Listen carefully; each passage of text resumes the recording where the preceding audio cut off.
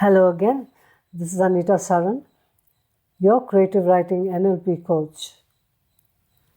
We're going to talk about writing characters with hidden depths using the psychological layering technique. Think about the most compelling characters in fiction.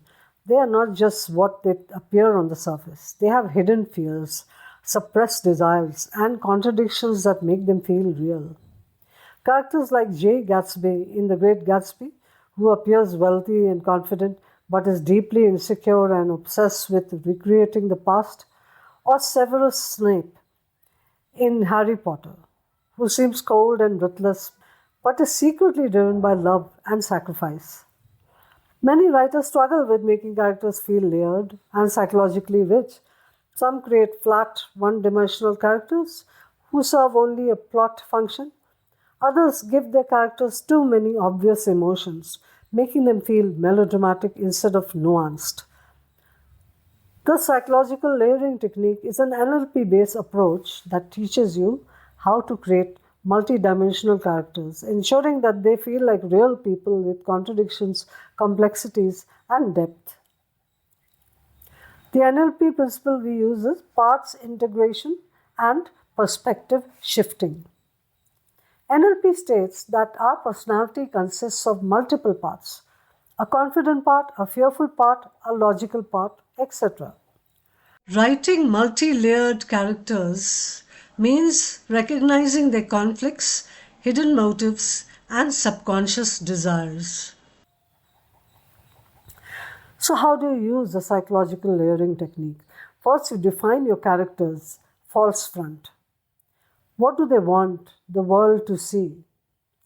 Example, Gatsby pretends to be a self-made man, but he is desperately trying to relive his past.